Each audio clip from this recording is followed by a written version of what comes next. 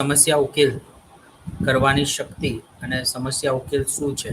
જાણે કોઈ સમસ્યાની અંદર આપણે ફસાઈ જઈએ છીએ, ત્યારે માણસ અથવા તો પ્રાણી એ પોતાની સર્વ શક્તિના અનુરૂપ, પોતાની બોધાત્મક શક્તિઓના અનુરૂપ દરેક સમસ્યાઓનું સમાધાન મેળવતા શીખે છે. આગળ જતા જાણે એ વિકટ પરિસ્થિતિનું સમાધાન નથી મેળવી શકતું અને તેનાથી તે વિપરીત દિશામાં જાય છે, તે નિષ્ફળ જાય છે, તેવા સમયમાં તેને હતાશા, દબાણ, ચિંતા અને સંઘર્ષનો સામનો કરવો પડતો હોય છે. તો આપણે એવું કહી શકીએ કે જાણે કોઈ વ્યક્તિ સારી પરિસ્થિતિ કે વિકટ પરિસ્થિતિની અંદર યોગ્ય પ્રકારનો ઉકેલ નથી મેળવી શકતો, ત્યારે તેને સંઘર્ષ અથવા તો ચિંતાનો સામનો કરવો પડતો હોય છે. જાણે વ્યક્તિ સમસ્યા ઉકેલ કરવા માટેના કેટલાક પ્રયાસો અથવા તો કેટલાક પગલાં ભરે છે, તેવા સમયમાં તેની પાસે ઘણી બધા ઓપ્શન્સ એટલે કે ઘણા બધા સિદ્ધાંતોને અનુરૂપ તે કેટલોક પ્રયત્ન કરે છે. તો એ સિદ્ધાંતો કેવા પ્રકારના હોઈ શકે છે? તો એના માટે મનોવિજ્ઞાનની અંદર ઘણા બધા સિદ્ધાંતોના વિશે વાત કરવામાં આવી છે. જેમ કે આપણે વાત કરીએ કે મેકડુગલનો પેરામિડનો સિદ્ધાંત, તેની અંદર એવું કહેવામાં આવ્યું છે કે જાણે વ્યક્તિ સમસ્યા ઉકેલ નથી થઈ શકતી, પરંતુ તે સમયની અંદર જાણે તેને ટ્રાયલ એન્ડ ટ્રાયલ કરવામાં આવે, સોંપવામાં આવે, ત્યારે એ ટ્રાયલની મદદથી ચોક્કસ રીતે તે એક પ્રોબ્લેમમાંથી બીજા પ્રોબ્લેમનું નિરાકરણ લાવી શકતો હોય છે. તો એથી બી સુધીની સફરની અંદર વ્યક્તિને જરૂરી હોય છે ટ્રાયલ, ટ્રાયલ, ટ્રાયલ, એટલે કે પ્રયત્નો, પ્રયત્નો અને પ્રયત્નો. સારી રીતે જો વ્યક્તિના દ્વારા પ્રયત્નો કરવામાં આવે અને એ પ્રયત્નો કર્યા પછી તેના સમાધાન મેળવવા માટે જે ચોક્કસ જે એક અનુકૂળ વાતાવરણ અને એક ઘટનાક્રમને અનુરૂપ, ઘટનાક્રમના સિદ્ધાંતના અનુરૂપ પ્રયત્નો કરતો રહેશે, તો તેની મદદથી ચોક્કસ જે તે વ્યક્તિ પોતાના સમસ્યામાંથી બહાર આવી શકે અને તે સમસ્યાનો ઉકેલ મેળવતો થતો હોય છે. એનાથી વિશેષ જો મનોવિજ્ઞાનમાં આપણને બધાને ખબર છે કોલર કોફકાનો નિયમ. કોહલર અને કોફકાના સિદ્ધાંતની અંદર તેઓએ એક ચિમ્પાન્જીને પિંજરાની અંદર પૂરી દીધું. હવે આ જે ચિમ્પાન્જી હતું તે ભૂખ્યું હતું, તેને ખૂબ જ વધારે પ્રમાણમાં ભૂખ લાગી હતી. તો તાવા સમયની અંદર ચિમ્પાન્જી આમ તેમ અંદર ફાંફા મારવા માંડ્યું, શોધવા માંડ્યું. તો એને થોડાક પ્રયત્નો પછી તેનું ધ્યાન બહારના પિંજરાની બહારની ભાગમાં જાય છે. જ્યારે તે પિંજરાના બહારના ભાગમાં ધ્યાન આપે છે, ત્યારે તેને કેળાનું ઝુમખું પડેલું ઝુમખું દેખાયું કે જેમાં 10-12 કેળા હતા. હવે આ 10-12 કેળાને જોઈને ચિમ્પાન્જી તે ઝુમખા તરફ આગળ વધ્યો અને જાણે તે ઝુમખા તરફ આગળ વધે છે, ત્યારે તે ઝુમખાને તોડવાનો પ્રયત્ન કરે છે અથવા તો પોતાની તરફ એને ખેંચવાનો પ્રયત્ન કરે છે. આગળ જતા તેનો હાથ પિંજરાની બહાર જે ઝુમખું મૂકેલું છે, જે ઝુમખું વૈજ્ઞાનિક સિદ્ધાંતો દ્વારા મૂકવામાં આવેલું છે, તો તે ત્યાં સુધી તેનો પંજો પહોંચતો નથી, તેનો હાથ પહોંચતો નથી. જેના પરિણામે ચિમ્પાન્જી થાકી જતું હોય છે. ચિમ્પાન્જીના થાકવાના કારણે તે દૂર એક ખૂણામાં આવીને બેસી જાય છે. હવે જાણે બેસેલો હોય છે, ત્યારે તેને તે પોતાની નજીક એક લાકડી પડેલી જોવે છે. ત્યાં આગળ 2 લાકડીઓ પહેલેથી જ મનોવૈજ્ઞાનિક દ્વારા મૂકવામાં આવેલી છે. ચિમ્પાન્જીને તે કેળાનું ઝુમખું હાથમાં આવતું નથી. તો થોડીક વાર શાંતિથી બેસીને ચિમ્પાન્ઝી બંને લાકડીઓને એકબીજાની સાથે સંપર્કમાં લાવે છે. બાય ચાન્સ એવું થાય છે કે બંને લાકડી એકબીજાને ચોંટી જાય છે, કારણ કે પહેલેથી જ મનોવૈજ્ઞાનિકો દ્વારા ત્યાં આગળ ચુંબક લગાવવામાં આવ્યું હતું કે જેથી કરીને લાકડી એકબીજાના સંપર્કમાં આવતા તરત જ તે ચોંટી જાય. હવે આ લાકડી મોટી થઈ જાય છે, એટલે જે એનું બે લાકડી અલગ અલગ હોવાના કારણે તે જેટલી લાંબી હોવી જોઈએ તેટલી નથી, પરંતુ ઘણા પ્રયત્નો કર્યા પછી તે લાકડી ઘણી લાંબી થઈ જતી હોય છે. તેથી તે ફરીથી પિંજરા પાસે જાય છે, પિંજરાને જાળી પાસે, અને ત્યાંથી જાળીથી તે બહાર હાથ નાખે છે. પિંજરા જાણે તે લાકડીનો છેડો બીજી કેરા તરફ કરવામાં આવે છે તો કેરા સુધી તે લાકડીનો છેડો પહોંચી જતો હોય છે. તો ચિમ્પાન્ઝી કેરાના ઝુમખાને પોતાની તરફ ખેંચીને એક સંતોષીની લાગણી પ્રાપ્ત કરે છે કેરા ખાઈને. તો આપણે એવું કહી શકીએ કે જાણે કોઈ વ્યક્તિ અથવા તો કોઈ પ્રાણી, અથવા તો આપણે એવું કહી શકીએ કે કોઈ બુદ્ધિજીવી વ્યક્તિ જેના કોઈ સમાધાન પ્રોબ્લેમ્સની અંદર હોય, તેવા સમયમાં જો તેને કોઈ સમાધાન ન મળે અથવા તો તેને કોઈ પરિસ્થિતિનો જવાબ પ્રાપ્ત ન થાય, તેવા સમયમાં તેણે સતત પ્રયત્નો કરતા રહેવા જોઈએ. સતત પ્રયત્નો કરવાના પરિણામે તેને ચોક્કસ એક સફળતા પ્રાપ્ત થતી હોય છે. તો આ જે અલગ અલગ પ્રકારની થિયરી આપણને સૂચવે છે, આપણને સમજાવે છે કે જો આપણે સારા એવા એપ્રોચીસ અથવા તો સારી એવી ઇફેક્ટિવ લર્નિંગ સ્ટ્રેટેજીસને જો આપણે અપનાવીએ અને એની ઉપર ખૂબ જ સારી રીતે અને અલગ અલગ નવા સિદ્ધાંતો સાથે જો કામ કરવામાં આવે તો ચોક્કસ આપણને સફળતા પ્રાપ્ત થઈ શકે એમ છે. તો આ જે સમસ્યા ઉકેલના જે સિદ્ધાંતો જે છે એ આપણને કોહલર અને કોફકા દ્વારા તેમજ બીજા ઘણા બધા મનોવૈજ્ઞાનિકો દ્વારા આપવામાં આવેલા છે. જો આપણે એક વાતને સમજીએ તો એ પણ કહી શકાય કે જાણે યોગ્ય પ્રકારની પરિસ્થિતિનું સમાધાન માણસ મેળવવા ઈચ્છતો હોય તો તેને કોન્સન્ટ્રેશન એ ખૂબ જ વધારે પ્રમાણમાં જરૂરી છે.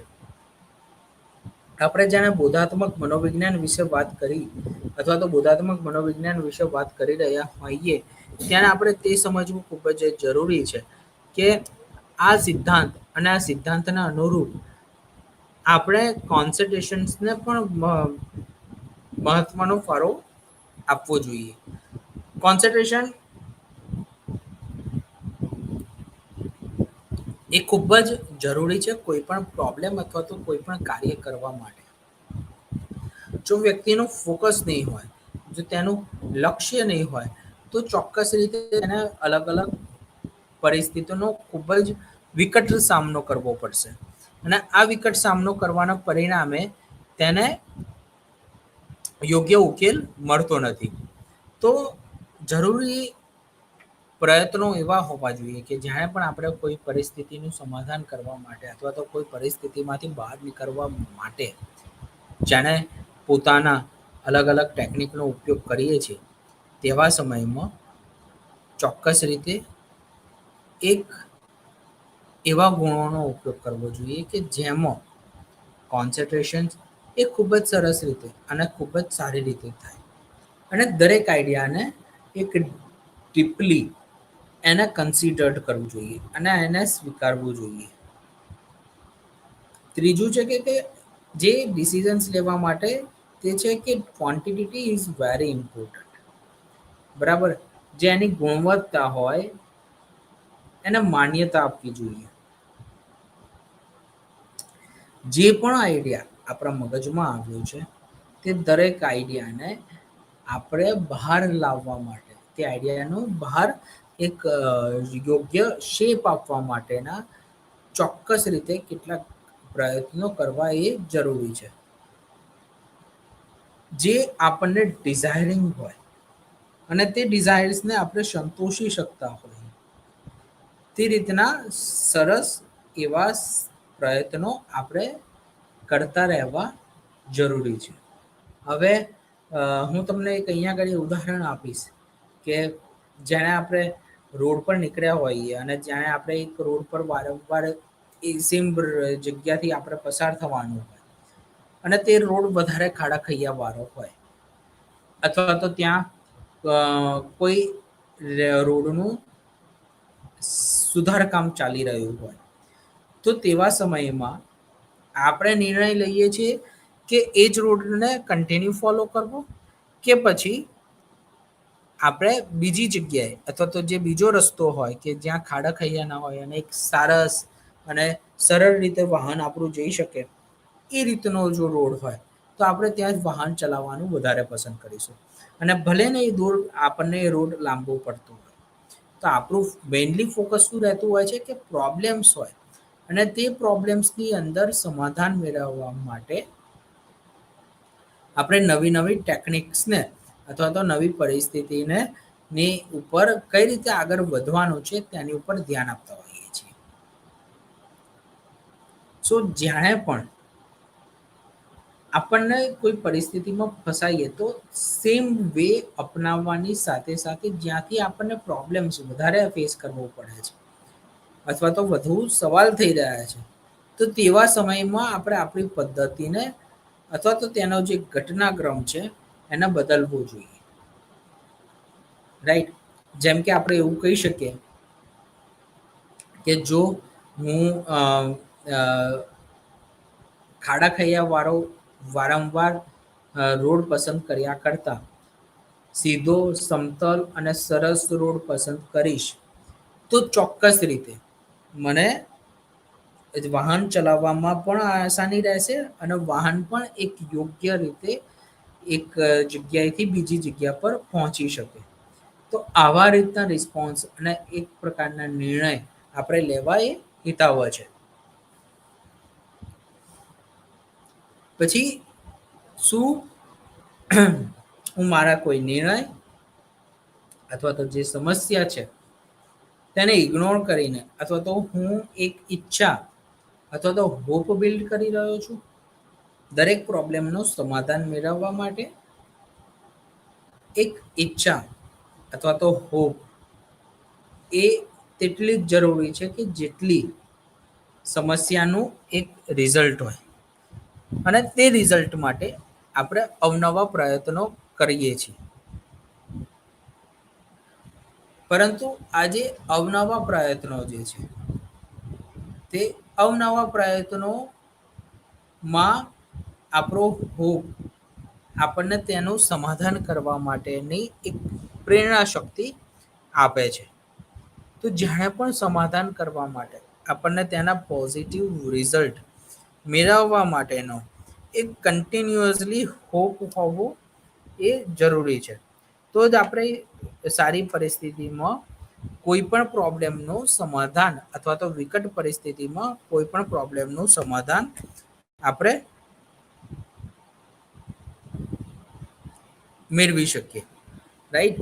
તો આજે છે એ પ્રોબ્લેમ સોલ્વિંગની સ્ટ્રેટેજીસ અને તેની એક સ્કિલ છે.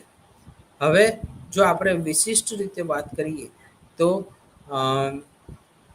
આપણે કેટલાક મેજિક અથવા તો આપણું કેટલું થિંકિંગ કે જે સુપિરિયર હોય તો તેનો આપણે યુઝ કરવો જોઈએ પ્રોબ્લેમમાંથી બહાર નીકળતી વખતે. પરંતુ ક્યારેક એવું થતું હોય છે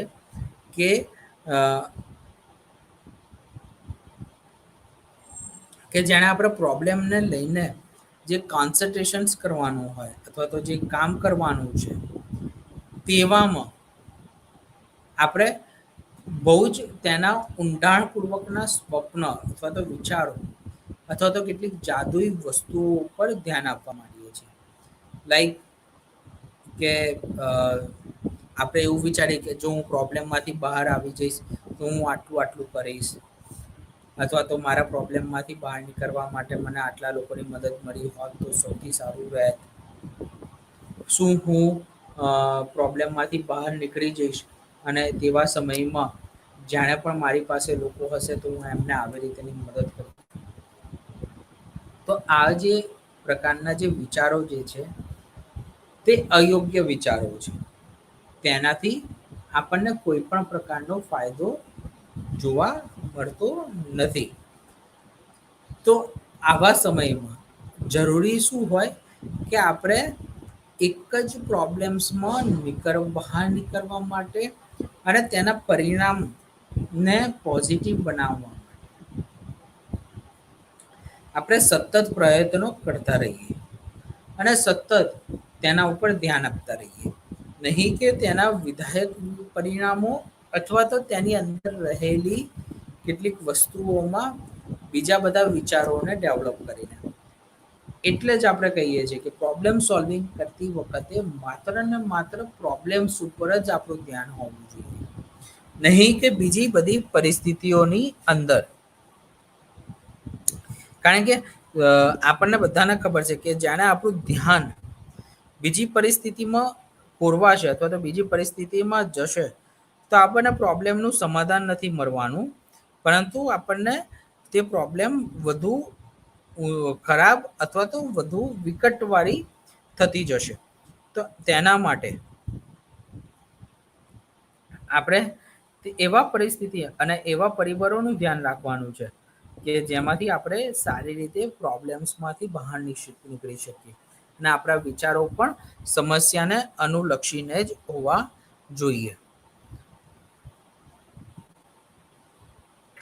પ્રોડક્ટિવ પ્રોબ્લેમ સોલ્વિંગ કોને કહેવાય? હવે જ્યારે મારે પ્રોબ્લેમમાંથી બહાર નીકળવું હોય તો પછી એક પ્રોડક્ટિવ થોટ્સ હોવા જોઈએ.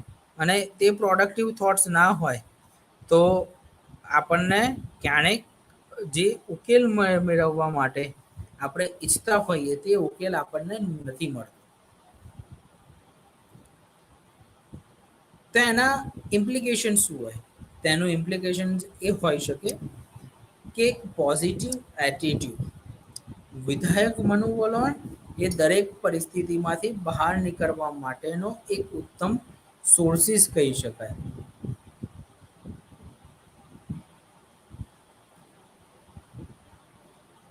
અને ચોક્કસ રીતે આપણે તે પ્રોબ્લેમ્સમાંથી બહાર આવી શકીએ.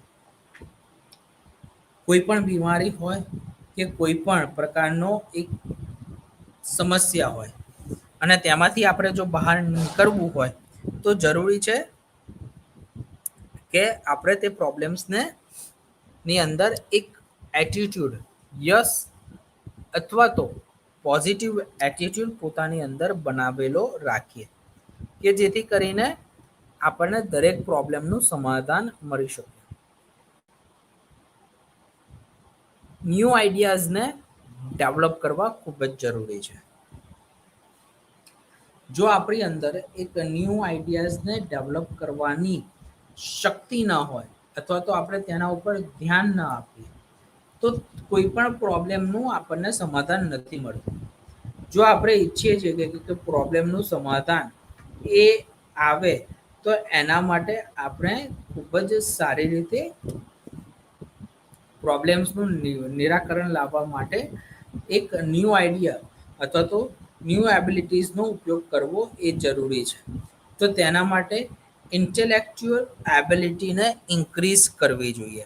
જાણે આપણે સારી રીતે ઇન્ટેલેક્ચ્યુઅલ એબિલિટીઝને ઇન્ક્રીઝ કરીએ છીએ ત્યારે આપણને પ્રોબ્લેમનું સમાધાન મળે છે અને આપણે પ્રોબ્લેમનું સોલ્વિંગ કરી શકીએ છીએ.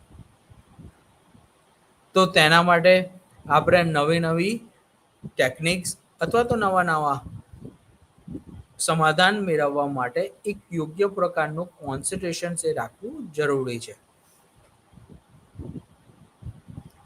આપણે જે રોંગ આઈડિયાઝ છે અથવા તો જે ફિયર હોય અથવા તો આપણને કેટલીક ગભરાહટ જે થતી હોય તેને ઇગ્નોર કરવી જોઈએ અથવા તો તેનાથી આપણે દૂર રહેવું જોઈએ. ચિંતાને આપણે આપણા સમસ્યાથી અથવા તો જે આપણું એક વિશિષ્ટ જે ગુણધર્મ જે રહેલો છે તેનાથી આપણે એને દૂર રાખવી એ ખૂબ જ જરૂરી છે. જેટલું આપણે ચિંતાથી દૂર રહીશું તેટલું આપણને યોગ્ય રીતે આપણે પ્રોબ્લેમનું સમાધાન મેળવી શકીશું. કારણ કે ચિંતાની અંદર શું થતું હોય છે કે આપણે પ્રોબ્લેમ્સમાં ધ્યાન ખૂબ જ વધારે પ્રમાણમાં આપી દઈએ છીએ અને તેનાથી આપણે તે સમસ્યાને વધારે મુશ્કેલ બનાવીએ છીએ અને ચિંતા અથવા તો સ્ટ્રેસ એ કોઈ પણ પ્રોબ્લેમ્સનું સમાધાન નથી મેળવવા દેતું. એટલે હંમેશા આપણે ધ્યાન એ રાખવાનું હોય કે જ્યારે પણ હું પ્રોબ્લેમ્સની અંદર હોઉં ત્યારે મારી ચિંતાને ઓછી કરવા માટેના પ્રયત્નો કરું. યસ, એ વાત ખૂબ જ સાચી છે કે જાણે હું સમસ્યાનો સામનો કરતો હોઉં ત્યારે મને ચિંતા અથવા તો કેટલોક પ્રકારનો મનોભાર તો ઉદ્ભવવાનો જ.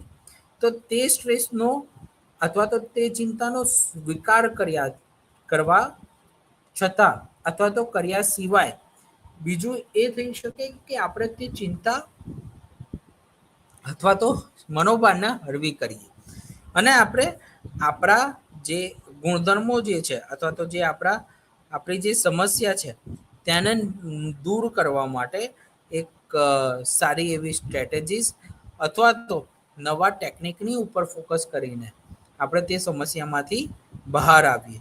તો જ્યારે પણ આપણે આવા પ્રકારના ગુણધર્મોને અપનાવીશું તો ચોક્કસ રીતે આપણને સફળતા તો પ્રાપ્ત થવાની જ છે અને સાથે સાથે આપણને તે સમસ્યાના એક પોઝિટિવ આઉટકમ પણ પ્રાપ્ત થતા હોય છે. જાણે આપણી પાસે કોઈ ઇનએબિલિટી હોય. ઇનએબિલિટી મીન્સ કે જે આપણા કેટલીક વાસ્તવિકતા સાથે કનેક્ટેડ ના હોય અને બિન વાસ્તવિકતા સાથે કનેક્ટેડ હોય. તો તેવી એબિલિટીથી આપણે હંમેશા દૂર રહેવું. જેમ કે કોઈ વ્યક્તિ જીમ જોઈન કરે છે, રાઈટ? કારણ કે અત્યારે જીમનો ખૂબ જ ભારે પ્રમાણમાં પ્રચાર થઈ રહ્યો છે. લોકો યુવાનો તે તરફ આકર્ષાયેલા છે. હવે જ્યારે વ્યક્તિ આવા ગુણધર્મો તરફ આકર્ષાય છે અને તેની તરફ તેનું ધ્યાન કેન્દ્રિત થાય છે તેવા સમયમાં શું થતું હોય કે તે એક જ સાથે વધુ પ્રમાણમાં એક્સરસાઇઝ કરવાની શરૂઆત કરી જાય છે અને જ્યારે પણ તે એક્સરસાઇઝ કરવાની શરૂઆત કરે તેવા સમયમાં તે ભારે વજન ઉચકે છે.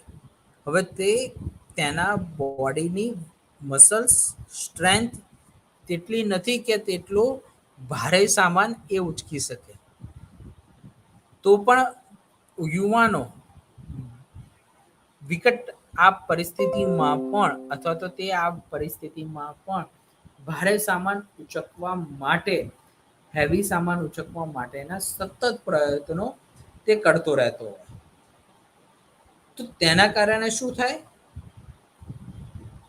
તે પ્રોબ્લેમનું સમાધાન નથી આવતું અથવા તો તે બોડી પર ઇફેક્ટ નથી થતું. ક્યારે તે ઈજાનું એક માધ્યમ બની જતું હોય છે અને આ ઈજાના માધ્યમના કારણે તેઓને એક મોટી શારીરિક બીમારીનો સામનો કરવો પડતો હોય છે. કેમ? કારણ કે જે શારીરિક મજબૂતાઈ નથી, જે શારીરિક કઠિનાઈ નથી અથવા તો જે શારીરિક એબિલિટી એક ક્ષમતા નથી તેને બહાર નીકળીને વ્યક્તિ એ પરિસ્થિતિનો સામનો નથી કરતો પરંતુ તેને ખૂબ જ વધારે તે પરિસ્થિતિની અંદર એ ઓવરલોડેડ વેઇટ ઉઠાવતો હોય છે. તો તેના કારણે તેને ઘણો બીજો બધો સામનો કરવો પડે છે. તો એના જ માટે આપણે જે જીમના જે ટ્રેનર હોય તે લોકો વ્યક્તિને ધીમે ધીમે વેઇટને ઉઠાવવાની ટ્રેનિંગ આપે છે કે જેથી કરીને તે વેઇટને ઉઠાવવાથી તે પોતાની બોડીને એક યોગ્ય અને એક સારો એવો આકાર આપી શકે. તો તેવી જ એબિલિટી આપણી મેન્ટલ એબિલિટી છે, માનસિક શક્તિની છે. માનસિક શક્તિને આપણે ઓળખવી એ ખૂબ જ જરૂરી છે. ક્યારે આપણે સારી રીતે આપણી એ મજબૂતાઈને અથવા તો કઠિનાઈને ઓળખી શકીએ? તો કે જાણે આપણને ખ્યાલ છે કે મારી પરિસ્થિતિ માટે અથવા તો મારી જે મેન્ટલ એબિલિટી છે એ આટલા જ સમય સુધીનો અથવા તો આટલા સમય સુધી જ કન્ટિન્યુ રીડિંગ કરી શકે.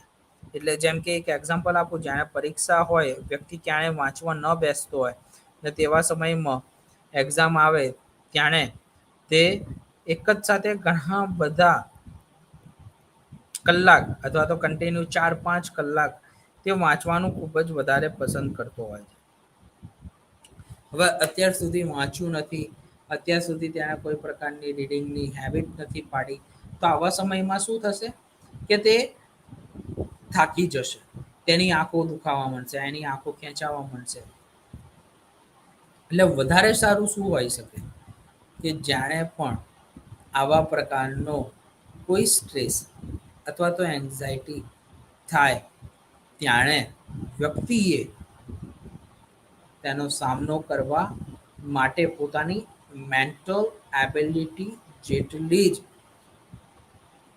અથવા તો મેન્ટલ એબિલિટીને અનુલક્ષીને જ તેણે પરિસ્થિતિનો સામનો કરવાનો હોય. ત્યારે જ તે એક સારી રીતે સમસ્યાનું સમાધાન મેળવી શકે. ત્યારબાદ જો આપણે વાત કરીએ કે આપણે આજે વાત કરીએ મેન્ટલ એબિલિટીની વાત કરીએ કે આપણે હંમેશા એના અનુલક્ષીને જ ડિસિઝન્સ લઈએ. બીજું છે કે આપણે કેટલા એવા સમયની અંદર આપણો ઇનર જે ચાઇલ્ડ, આપણી અંદર આંતરિક જે એક પરિસ્થિતિ છે અથવા તો અંદરની જે એક અવાજ છે તેની ઉપર એક સારું એવું ધ્યાન નથી આપતું. તો જરૂરી શું છે કે આપણે તેની ઉપર ધ્યાન આપીએ, તેની ઉપર ફોકસ કરીએ. આંતરિક અવાજોને ઓળખીને આપણે નિર્ણયો લેતા અને નિર્ણયો સ્વીકારીએ તો જ આપણને પ્રોબ્લેમ્સનું એક સારું એવું નિરાકરણ મળે. કેટલીક વખત આપણે બહારના અથવા તો બીજા વ્યક્તિઓના સ્પર્શ અથવા તો બીજા વ્યક્તિઓના કહેવામાં આવીને ઘણા બધા નિર્ણયો લઈ લેતા હોઈએ છીએ. તો તેના કારણે તેમની ક્ષમતાને અનુરૂપ આપણે નિર્ણયો લઈએ છીએ. આપણી ક્ષમતાને અનુરૂપ આપણે નિર્ણયો નથી લેતા.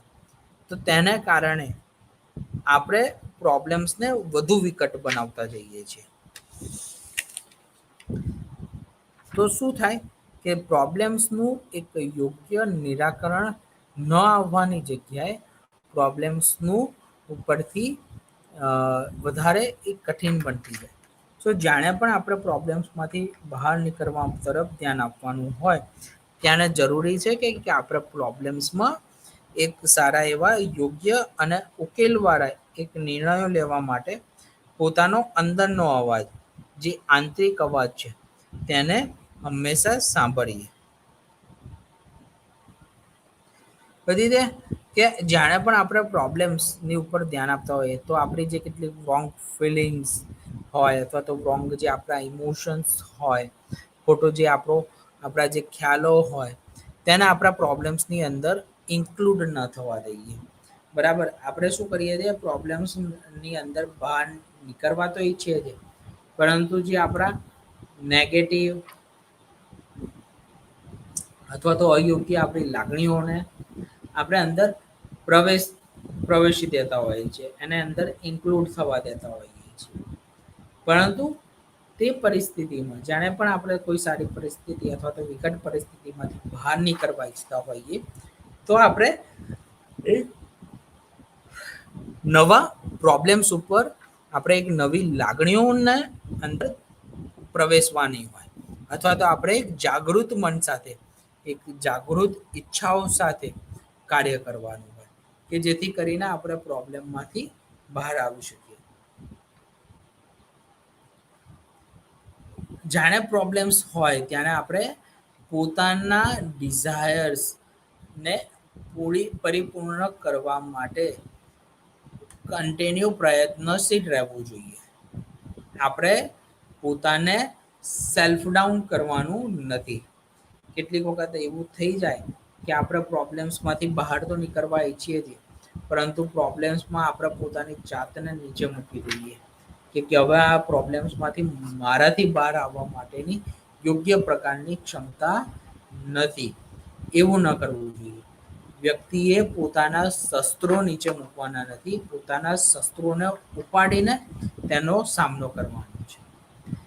આ આપણા શ્રીમદ ભગવદ્ ગીતાની અંદર શ્રી કૃષ્ણ ભગવાન અર્જુનને આના વિશે ખૂબ જ સરસ સમજૂતી આપે છે કે જે સામે તારા સંબંધ અથવા તારી લોહીની જે સગાઈ છે તે માત્ર આ જન્મ પૂરતી છે.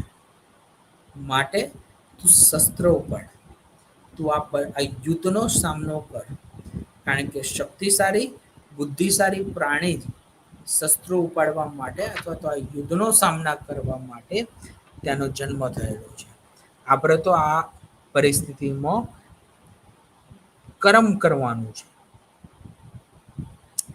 સો આપણે એવું ચોક્કસ રીતે કહી શકીએ અને માની શકીએ કે સમાધાન મેળવવા માટે આપણે બીજા બધા નિર્ણયો અથવા તો બીજા બધા કન્સન્ટ્રેશન ના કરીએ અને એક જ ફોકસ આપણે કન્ટિન્યુ બનાવેલું રાખીએ કે જેથી કરીને પ્રોબ્લેમનું સમાધાન આવી શકે. જે આપણી મેન્ટલ અને ફિઝિકલ ફટીક છે, બરાબર, કે જે આપણને ફ્રૂટફુલ નથી, તો એવી ફ્રૂટફુલ ઇન્ફોર્મેશન્સને આપણે દૂર કરી દઈએ. બરાબર, જે આપણને શારીરિક રીતે અથવા તો માનસિક રીતે જે આપણને હતાશા ફીલ થતી હોય તો તે હતાશાને આપણે દૂર હંમેશા રાખવી જોઈએ કે જેથી કરીને પ્રોબ્લેમનો નિર્ણય આપણે સારી રીતે મેળવી શકીએ. બરાબર, તો આપણને ચોક્કસ રીતે સફળતા પ્રાપ્ત થાય. બરાબર, તો એના માટે આપણે હંમેશા પોતાની જાત સાથે અથવા તો પોતાના તરફ એક યોગ્ય નિર્ણય લેવા માટે આપણે નક્કી કરી શકીએ. બરાબર, પછી છે કે જે બર્નઆઉટ, સ્ટ્રેસ અથવા તો જે આપણી બોડીને શૂન્ય કરી દે તેવી પરિસ્થિતિ અથવા તો તેવી લાગણીઓની ઉપર ધ્યાન ઓછું આપવાનું. બરાબર, હંમેશા આપણે આવા પરિસ્થિતિથી અથવા તો જે બર્નઆઉટ થતી હોય અથવા તો જે નેગેટિવ પીપલ્સ હોય એનાથી આપણે દૂર રહેવાનું છે. કારણ કે આપણે જાણે પણ બર્નઆઉટ અથવા તો સ્ટ્રેસવાળા એટમોસ્ફિયરમાં રહીશું તો આપણો પ્રોબ્લેમ્સનું નિરાકરણ આવવાની જગ્યાએ આપણે તેમાંથી વધારે અંદર જતા જઈશું. કારણ કે ઓલરેડી આપણે ઉદાસ તો છીએ જ અથવા તો આપણે એન્ઝાઇટી તો ફીલ કરીએ જ છીએ અને જે તે ઘટના અથવા તો જે તે વિકટ પરિસ્થિતિ આપણને વધુ વિકટ બનાવે અથવા તો વધુ ચિંતિત બનાવે. તો એક સાથે ઘણી સમસ્યાઓ ચિંતિત આપણને બનાવે તો હંમેશા તે પરિસ્થિતિમાંથી સમાધાન ન આવવાની જગ્યાએ તે પરિસ્થિતિ આપણને વિકટ બનાવતી જતી હોય છે. જ્યારે પણ આપણે પ્રોબ્લેમમાંથી બહાર ન આવી શકીએ ત્યારે આપણે પોતાને સેલ્ફ એન્કરેજમેન્ટ કરવું જરૂરી છે. જેમ કે તમે પોતાની જાત સાથે કન્ટિન્યુ વાત કરો. આપણે ઘણા બધા વિડીયોઝ જો જોઈએ અથવા તો ઘણા બધા સારા એવા પ્રોફેશનલ અથવા તો સારા બધા જે સારા લીડર્સ હોય એમના ઇન્ટરવ્યૂ જોઈએ તો એ લોકો એમ કહેશે કે self talk is super power. Right, like તમે પોતાની સાથે દરરોજ એવી રીતે વાત કરશો કે હું સૌથી દુઃખી છું, હું સર્વ દુઃખી છું, હું બહુ જ દુઃખી છું, તો તમને દુઃખ નહીં હોય છતાં પણ તમને દુઃખનો અનુભવ થશે. પણ જાણે તમે એમ કહેશો કે I am very happy and I am very superior, I am happy and I am very superior, તો આવા પ્રકારનું સેલ્ફ ટોક વ્યક્તિને એક કટિબદ્ધ બનાવે છે એક વિકટ પરિસ્થિતિનો સામનો કરવા માટે. તો હંમેશા વ્યક્તિએ પરિસ્થિતિનો સામનો કરવા માટે અથવા તો સામનો કરતી વખતે હંમેશા પોતાની જાત સાથે એક યોગ્ય સેલ્ફ ટોક કરવું એ જરૂરી છે, જેથી કરીને તે પ્રોબ્લેમ્સનું નિરાકરણ આપણે લાવી શકીએ. ત્યારબાદ છે કે પ્રોબ્લેમ્સનું ક્યારેય બાર્જનિંગ ન કરવું જોઈએ. આપણે શું કરીએ છીએ કે આપણા પ્રોબ્લેમને બીજા વ્યક્તિઓ સાથે કન્ટિન્યુ આપણે તેની સરખામણી કરતા રહેતા હોય. દરેક વ્યક્તિ માટે પ્રોબ્લેમ એક સમાન તો હોય, પરંતુ તે એક સમાન પ્રોબ્લેમ એ માત્ર ને માત્ર ચોક્કસ સમય સુધી પૂરતો જ હોય છે. બરાબર, કારણ કે દરેક વ્યક્તિની વૈચારિક શક્તિ અને જે તે પ્રોબ્લેમ્સનો સામનો કરવાની શક્તિ ખૂબ જ અલગ અલગ છે. એટલે જાણે પણ આપણે પ્રોબ્લેમનું સમાધાન મેળવવા ઈચ્છીએ ત્યારે હંમેશા પ્રોબ્લેમ્સની ઉપર ધ્યાન આપીએ નહીં કે બીજાના રિઝલ્ટ ઉપર, કે બીજો વ્યક્તિ શું વિચારશે, મારે પ્રોબ્લેમ્સનું સમાધાન કઈ રીતે લેવાનું છે, કઈ રીતે નિરાકરણ લાવવાનું છે, રાઈટ. તો આવા પ્રકારનું વિચાર્યા કરતા આપણે બીજાની સાથે પોતાની જાતની સરખામણી કર્યા કરતા પોતાની જાત સાથે અથવા તો પોતાની શક્તિઓને વધારે ઇન્કરેજ કરવા માટે આપણે ધ્યાન આપવાનું છે, કે જેથી કરીને આપણે પ્રોબ્લેમ્સનું સમાધાન મેળવી શકીએ. હવે જે પ્રોબ્લેમ સોલ્વિંગ કરતા હોઈએ ત્યારે નાના મોટા ગ્રુપની અંદર કેવી મિસ્ટેક થતી હોય કે જેના કારણે આપણને સમાધાન ના આવે, તો પછી છે કે લેક ઓફ સ્ટ્રક્ચર્સ. જે પ્રકારનું સ્ટ્રક્ચર્સ હોવું જોઈએ તેવા પ્રકારનું સ્ટ્રક્ચર્સ આપણે ઊભું નથી કરી શકતા, તેને પરિણામે પ્રોબ્લેમનું નિરાકરણ આવતું નથી. જાણે અયોગ્ય સ્ટ્રક્ચર્સ હોય અને તે પિરામિડ એક યોગ્ય રીતે ફોકસ અથવા તો તેનું એક અયોગ્ય ડાયરેક્શન હોય, તેને પરિણામે પ્રોબ્લેમ સોલ્વિંગ થતું નથી. જ્યારે ટીમ મેમ્બર્સ એકબીજાની સાથે વાતચીત કરતા નથી તેવા સમયમાં પણ પ્રોબ્લેમ્સનું સમાધાન આવતું નથી. જેમ કે મોટી મોટી કંપનીઝ હોય અથવા તો નાની એક કંપની હોય કે જેમાં એક 10-15 ટીમના મેમ્બર કામ કરતા હોય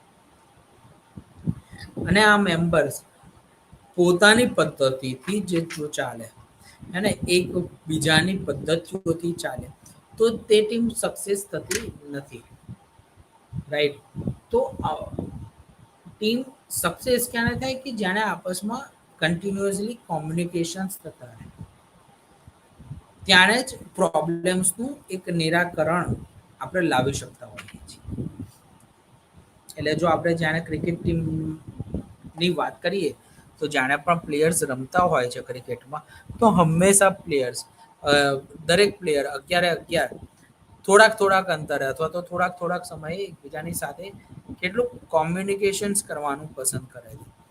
આ કોમ્યુનિકેશન્સની અંદર ભલે તેઓ 5 હોય, 6 હોય અથવા તો 3 હોય, 2 તો આ કોમ્યુનિકેશન્સમાં તેઓ સ્ટ્રેટેજીસ બનાવતા હોય છે કે હવે આગળની 5 ઓવરમાં તેઓ કઈ રીતનું કામ કરશે.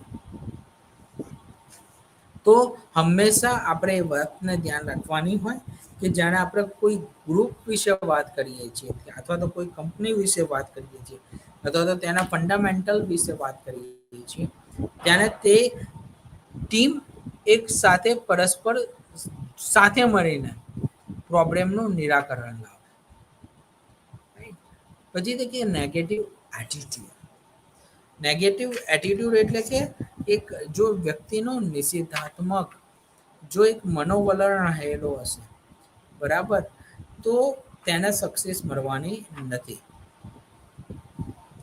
કોઈ પણ પ્રોબ્લેમમાંથી બહાર આવવા માટે પોઝિટિવ એટીટ્યુડ એ ખૂબ જ વધારે જરૂરી છે અને પોઝિટિવ એટીટ્યુડ એ પ્રોબ્લેમમાંથી બહાર આવવા માટેની એક ગુડ આપણે મેડિસિન્સ કહી શકીએ. તો હંમેશા આપણે જ્યારે પ્રોબ્લેમ્સનું નિરાકરણ લાવવા ઈચ્છતા હોઈએ ત્યારે જરૂરી છે કે આપણે નેગેટિવ એટીટ્યુડ રાઈટ એને અવોઇડ કરીએ. પછી તો કે no goal and no agenda. Problem solving ક્યારે થાય કે જાણે પ્રોબ્લેમ્સની અંદર જે આપણે બહાર આપણી સામે જે જોવા મળી રહ્યો છે તે પ્રોબ્લેમ્સ ની અંદર આપણે કોઈ એજન્ડા અથવા તો કોઈ ધ્યેય નક્કી નથી કર્યો. આપણે જો જોઈએ તો ઘણી બધી કંપનીઝ એવી હોય છે કે જે ખૂબ જ જલ્દી અથવા તો બહુ જ ઓછા પીરિયડની અંદર તે ક્લોઝ થઈ ગઈ હોય અથવા તો તે ખૂબ જ ઓછી ચાલતી હોય. તો તેનું કારણ શું હોય? તો તેનું કારણ એ હોઈ શકે કે તેઓ કંપનીઓના પોતાના એજન્ડા એ ક્લિયર નથી. જે કંપની પોતાના એજન્ડા અથવા તો પોતાના કેટલાક ફંડામેન્ટલ્સ રેડી કરીને નથી રાખતું તો તે કંપની સક્સેસ થવાની જ નથી. તો હંમેશા કંપની સક્સેસ ક્યારે થશે કે તેના ન્યૂ એજન્ડા બને, ડેવલપ્સ કરે, ન્યૂ ગોલ ડેવલપ્સ કરે અને તે કન્ટિન્યુ તેના ઉપર ફોકસ અથવા તો તેની ઉપર વર્કઆઉટ કરતા રહે ત્યારે કંપની સક્સેસ થાય. પછી છે લેક ઓફ પાર્ટિસિપેશન્સ. હવે જ્યારે ટીમ મેમ્બર્સની આપણે વાત કરીએ ને તો દરેક ટીમની અંદર આ હોવું ખૂબ જ જરૂરી છે. શું કે પાર્ટિસિપેશન્સ એકદમ 100% થાય है ना. જો 100% જો પાર્ટિસિપેશન્સ નહીં હોય તો પછી કોઈ પણ કંપની એ સક્સેસ નહીં થાય. સો પાર્ટિસિપન્ટ્સની અંદર ત્યાંના દરેક એમ્પ્લોઈઝ અથવા તો દરેક લોકો કે જેટલા લોકો એ કંપનીની અંદર અથવા તો જે તે ગ્રુપની અંદર કામ કરી રહ્યા છે તે દરેક લોકો કન્ટિન્યુ એક સાથે મળીને જે તે પ્રોબ્લેમ્સને હલ કરવા માટે તેના નિવારણ લાવવા માટે એક સાથે પ્રયત્ન કરતા રહે. જાણે કન્ટિન્યુ એક સાથે ફોકસ અથવા તો એક સાથે પ્રયત્ન થતા રહે છે ત્યારે ચોક્કસ રીતે પ્રોબ્લેમનું એ સમાધાન આવી શકતું હોય છે. એક પ્રોસેસ થતી હોય કે જેમાં આપણે ધ્યાન આપી શકીએ કે ઇમોશન્સ, જેન્ડર, કેટલાક કોગ્નેટિવ બેરિયર્સ, બરાબર. પછી છે કે કેટલાક લેક ઓફ મોટિવેશન્સ કે જેના પરિણામે પણ આપણે યોગ્ય પ્રકારનું સમાધાન એ મેળવી શકતા નથી. બધી ક્રિટિકલ થિંકિંગ પ્રોબ્લેમ સોલ્વિંગની અંદર આપણું એક નેગેટિવ પ્રોસેસ અથવા તો નેગેટિવ માઇન્ડસેટ એ સમાધાન પ્રોબ્લેમનું સમાધાન નથી મેળવતું. તે ઉપરથી વ્યક્તિના પ્રોબ્લેમ્સની અંદર કન્વર્ટ કરે છે. સો જાણે પણ પ્રોબ્લેમમાંથી બહાર નીકળવા ઉપર આપણે ધ્યાન આપતા હોઈએ તો જરૂરી છે કે આપણે ક્રિટિકલ થિંકિંગને અવોઇડ કરીએ અથવા તો આપણું જે મિસકોન્સેપ્શન્સ જે ક્રિટિકલ થિંકિંગની અંદર થતું હોય તેને અવોઇડ કરીએ. રાઈટ. ઇરિલેવન્ટ રીઝન્સ, પછી જનરલાઇઝેશન્સ કે આ તો યાર બધાની જોડે થાય છે ને નહીં. આપણે જો પ્રોબ્લેમનું જો નિરાકરણ લાવવું હોય અથવા તો તેમાંથી બહાર નીકળવું તો હંમેશા એક વસ્તુ યાદ રાખવાનું છે કે જનરલાઇઝેશન્સ નહીં, હું મારા ઉપર દેખું, મારી સમસ્યાને હું કઈ રીતે હલ કરી શકું તેના ઉપર ફોકસ કરું. અને જાણે એ રીતનું ફોકસ અથવા તો એવા પ્રકારનું એજન્ડા રેડી હોય તો ચોક્કસ રીતે આપણને સમાધાન આપણને મળવાનું છે. પછી કેટલાક બેરિયર્સ કે જે પ્રોબ્લેમ સોલ્વિંગ થતી વખતે ઇન્ક્લુડ થતા હોય છે. તેમાં છે કે seeing only what you expect to C.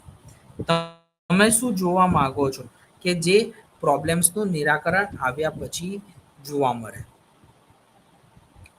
જેમ કે આપણે એક વાત કરી શકીએ કે જેણે પણ પ્રોબ્લેમ્સનું સમાધાન આપણે ઈચ્છતા હોઈએ ત્યારે તે પ્રોબ્લેમ્સમાં આપણે ઇન્ફોર્મેશન્સ પ્રોસેસિંગને ખૂબ જ વધારે ભાર મૂકીએ છીએ.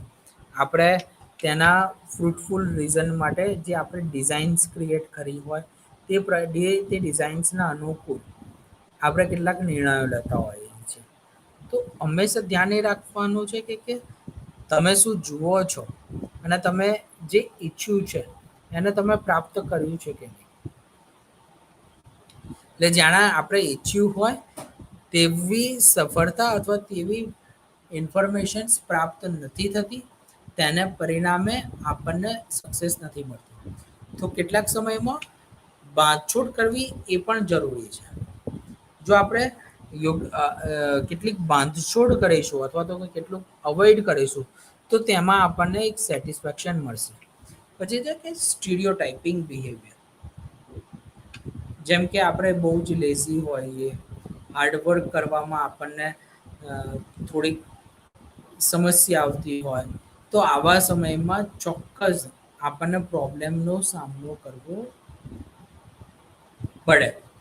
સો જ્યારે પણ આપણે આપણું વર્ક સ્ટીરિયોટાઇપિંગ હોય અથવા તો આપણે જે ટાસ્ક અથવા કરતા હોઈએ તેને અવોઇડ કરતા હોઈએ તો હંમેશા ધ્યાન એ રાખવાનું છે કે આપણું એ આવા પ્રકારનું નેગેટિવ બિહેવિયર્સ એ સામે ન આવે. આપણું એક આળસુ જે લેઝીનેસ જે છે એ આપણને જોવા મળવી ન જોઈએ. બધી કે જ્યારે પણ આપણે પર્સપેક્ટિવની વાત કરીએ છીએ તો આપણું જે પ્રોબ્લેમનો જે પર્સપેક્ટિવ હોય ને આપણે એને ક્યારેક જોતા જ ના હોય. આપણે બીજા બધા એના ફોકસ કરતા હોઈએ કે પેલું કહીએ ને કે દ્રાક્ષ ખાટી છે.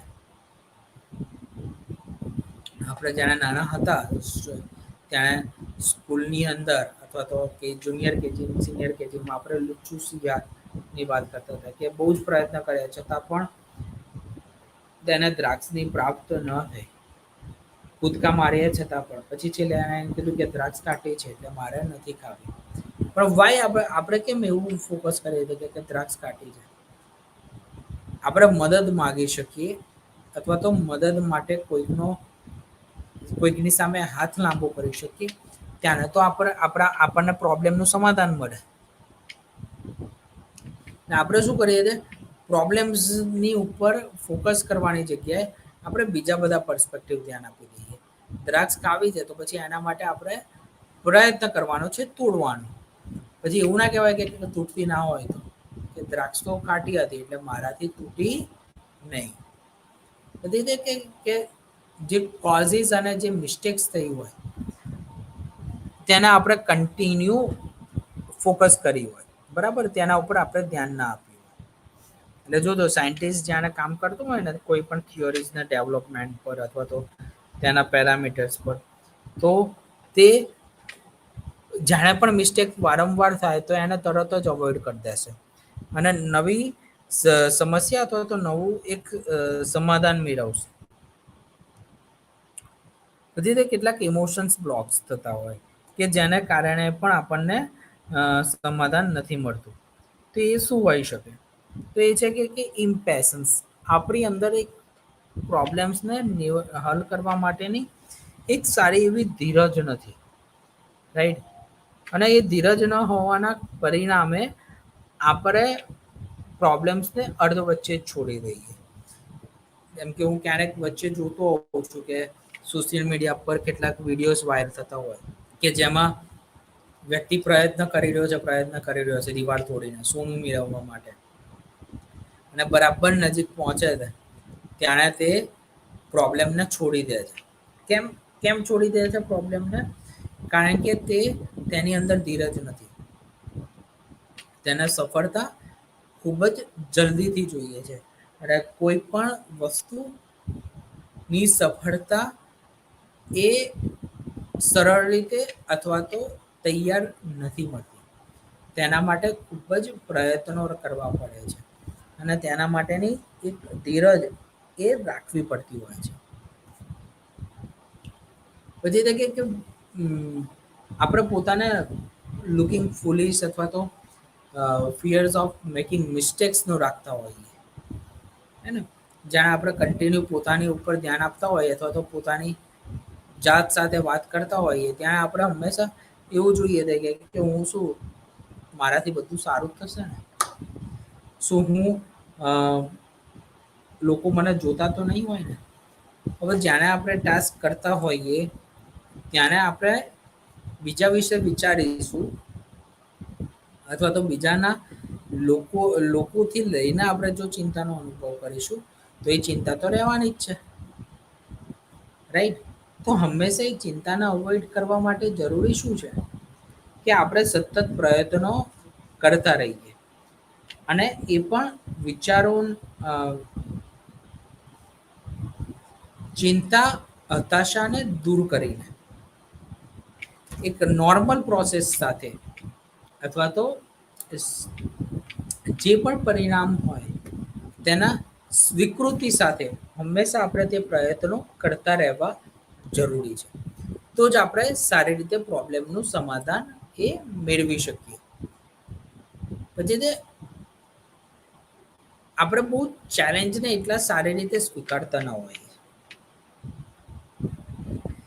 ચેલેન્જીસ તો છે જ, પણ એ ચેલેન્જીસનું એક્સેપ્ટન્સ કરવું ખૂબ જ જરૂરી છે. પેલી એક સ્ક્રીન છે કે જે ડ્યુ, તો તેની અંદર આપણને એક એક એનું ટેગલાઈન છે ડ્યુની કે ડર કે આગે જીત. તો હંમેશા આપણને જ્યારે ડર લાગતો હોય તો તેવા ડરની અંદર આપણે ચેલેન્જીસને એટલા જ સ્વીકારવા જોઈએ કે જેથી કરીને આપણને જે તે પ્રોબ્લેમનું એક યોગ્ય સમાધાન મળી શકે. અને જ્યાં સુધી આપણે તે ચેલેન્જીસ નહીં સ્વીકારીએ ત્યાં સુધી આપણને પ્રોબ્લેમનું સમાધાન મળવાનું નથી, રાઈટ?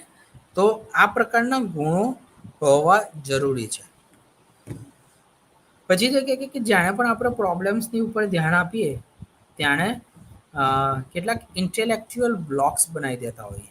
જેમ કે આપણે સમસ્યાને જ પોતાની ઉપર હેવી બનાવી દઈએ અને એક સારા એવા શું કહેવાય, નવા વિચારોને ડેવલપ નથી કરતા, બરાબર? ક્રિએટિવ થિંકિંગ ઉપર ફોકસ જ નથી કરતા.